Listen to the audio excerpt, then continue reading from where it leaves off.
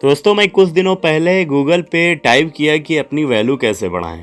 तो उस वक्त जब मैंने टाइप किया तो उसमें से गूगल ने मुझे बहुत सारे पॉइंट दिए, जिसमें से 2 पॉइंट मैंने जब पढ़े उसमें, तो सबसे पहला पॉइंट था कि और ओकोमोडेटिंग, और दूसरा था लाई ऑल द टाइम।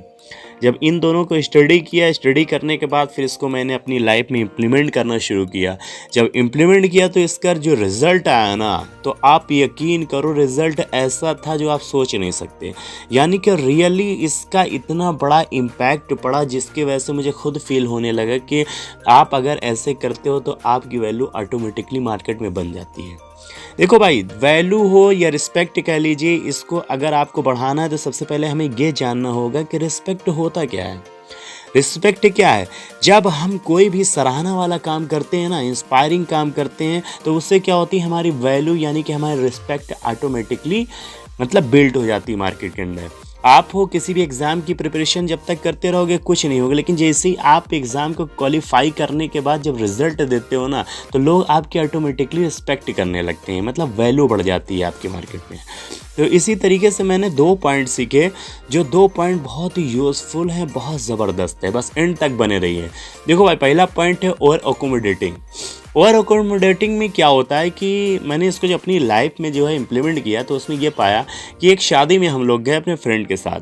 जब शादी में गए तो वहाँ पे देखा एक खूबसूरत सी लड़की थी, और हम 3-4 लड़के थे आपस में खड़े बात कर रहे हैं। मैंने कहा देखते हैं कि कौन जा कर के इस बंदी से बात करता है। तो एक लड़का, एक मेरा दोस्त था फैज़ान, वो पहले गया, वो जा कर के कोशिश किया बात करने के लिए। बहुत नाइस तरीके से टॉक किया, लेकिन उसको पॉजिटिव रिस्पॉन्स नहीं आया। वो थोड़ी देर बात करी, फिर उसके बाद उसने इग्नोर मार के हटा दिया।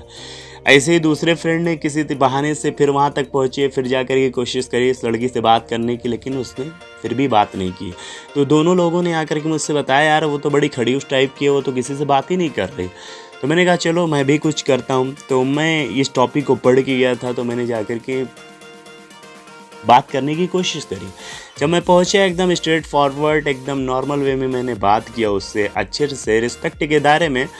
तो पता ये चला कि 10 मिनट तक बात करने के बाद उसने मुझे नंबर दिया, और मैं नंबर लेके आया, इन लोगों को दिखाया, तो ये लोग शॉक कर गए। फिर मुझसे पूछे, यार कि तुमने ऐसा क्यों, कैसे किया तो मैंने कहा भाई देखो, ओवर अकोमोडेटिंग एक अल्फाज है, जब आप गूगल करोगे तो आपको पता चलेगा।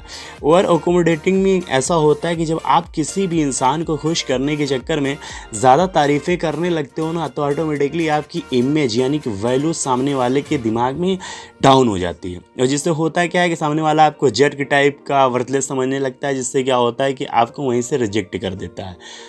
तो फिर भी उनके समझ में नहीं है, तो मैंने उनको बताया कि मैं जब गया तो वहाँ जाकर के एकदम नॉर्मल में मैंने बात करी उनसे।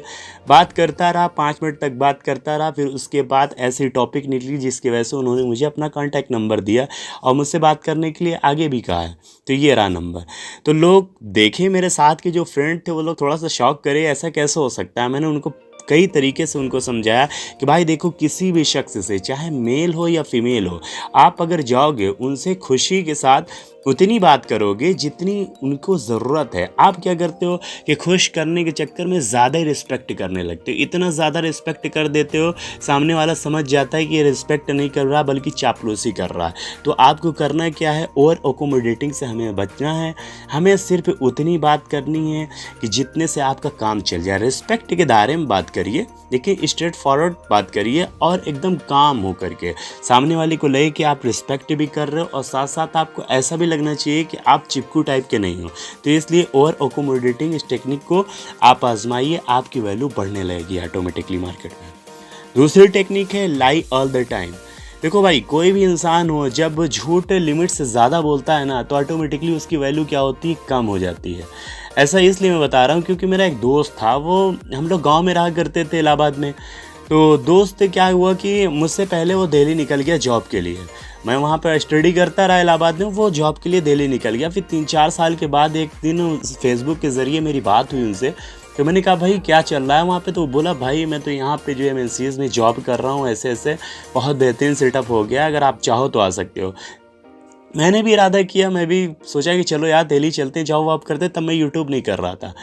तो भाई जॉब के लिए मैं गया दिल्ली में, तो पता ये चला कि जिस बंदे के पास हम जॉब के लिए गए वो बता रहा है इतना बढ़िया सेटअप है, उसका सेटअप वेटअप कुछ नहीं था, बल्कि एक नॉर्मल सी जो है इलेक्ट्रॉनिक की दुकान पे वो काम करता था। उसे देख करके मैं शॉक रह गया। तो कहने का मतलब ये है कि आप जब लिमिट से ज़्यादा जो है झूठ बोलते हो ना, तो उससे क्या होता है कि सामने वाले की तो रिस्पेक्ट जाती है। जैसे ही मतलब वो लड़के ने मुझे देखा ना, तो वो देख करके खुद शर्मिंदा हो गया, अरे मैं तो इतना झोल मार रहा था कि मैं यहाँ एमएनसीज में जॉब कर रहा हूँ, यहाँ पता चला कि इलेक्ट्रिक की दुकान पे काम कर रहा है। तो भाई देखिए, हमें उतना ही मतलब झूठ बोलना चाहिए जितना, अगर कोई मजबूरी है तो थोड़ा बहुत झूठ चलता है, लेकिन कोशिश ये करें कि झूठ ना बोलें, आप जेन्युइन रहें। जब आप जेन्युइन रहेंगे तो ऑटोमेटिकली आपकी वैल्यू बनेगी, आपकी रिस्पेक्ट रहेगी। मैंने ये दोनों पॉइंट आपको बताए हैं, इसे आप इम्प्लीमेंट करके देखिएगा अपनी लाइफ के अंदर, यकीन नहीं आएगा। ओवर अकोमोडेटिंग से बचिए, ज़्यादा किसी की तारीफ़ करके बात मत करिए, ज़्यादा खुशी मतलब खुश करने के चक्कर में ज़्यादा तारीफ़ मत कर दो। उससे क्या होता है कि आप ओवर अकोमोडेटिंग कर देते हो, जिसकी वजह से आप अपनी वैल्यू ख़त्म कर देते हो। और दूसरी चीज़ कि आप झूठ ना बोलें। भले आप जैसी पोजीशन में जितने दाल रोटी खा रहे हैं आप खुश रहिए, लेकिन झूठ मत बोलिए। झूठ बोलेंगे, लंबी लंबी फेंकेंगे, जब सामने वाले को कभी आपकी हकीकत पता चलेगी तो ऑटोमेटिकली आपकी मार्केट में वैल्यू कम हो जाएगी। उम्मीद करता हूँ कि ये वीडियो आपके लिए यूज़फुल रहेगी।